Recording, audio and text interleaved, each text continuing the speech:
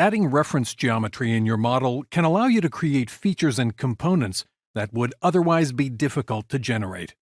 The two primary reference geometry types I'll mention here, planes and axes, are often used in the process of creating new features. For example, the mirror command requires a face or plane as a selection to mirror geometry about it. The plane you want to use may not exist as a face in the model, so creating a new reference plane will help you get the exact geometry you want.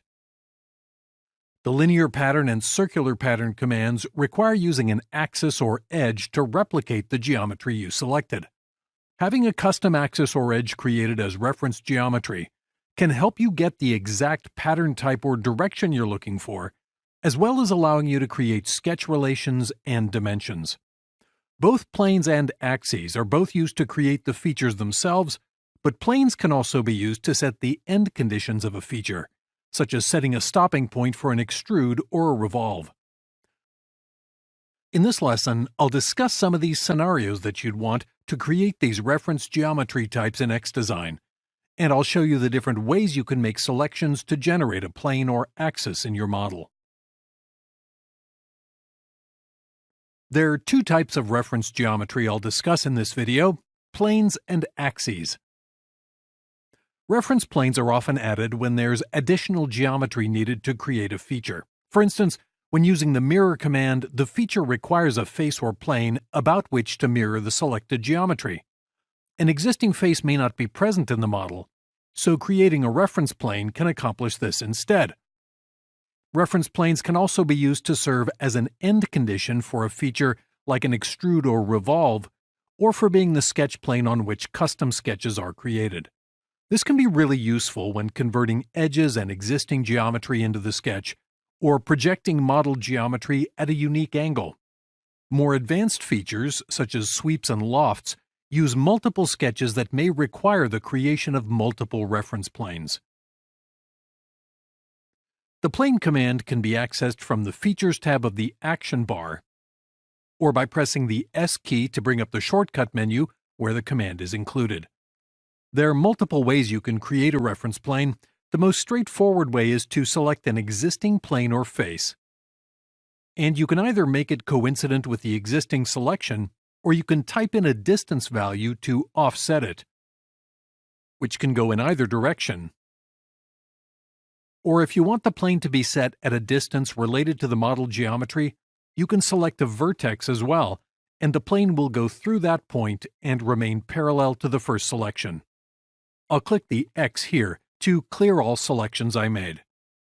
Planes can also be created at an angle. This can be done by selecting an existing face or plane, and then selecting a model edge or an axis. The plane will go through the axis, and you can set the angle relative to the selected plane or face. An important type of plane to create, especially when using commands like the mirror command, is the midplane.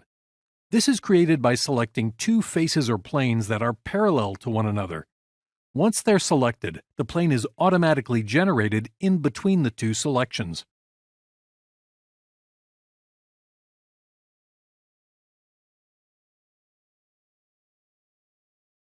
There are a few other ways you can create a plane based on your selections. You can choose two edges if they're parallel to one another.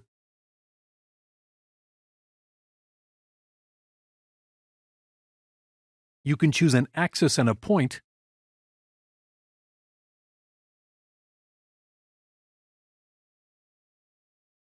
Or you can select 3 points and the plane will be automatically created through them.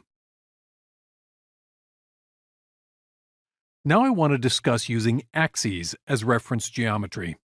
Axes are often added when features require an axis to create 3D geometry. For example, the revolve command is centered on an axis. The circular pattern command patterns selected bodies and geometry around an axis as well.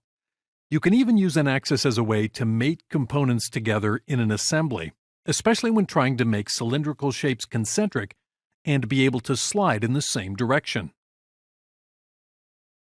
There are a few ways you can create an axis in xDesign.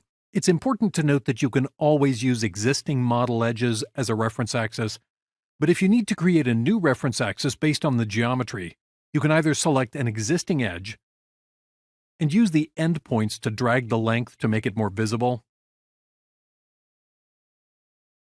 or you can select two intersecting planes, and the axis is automatically generated where they intersect.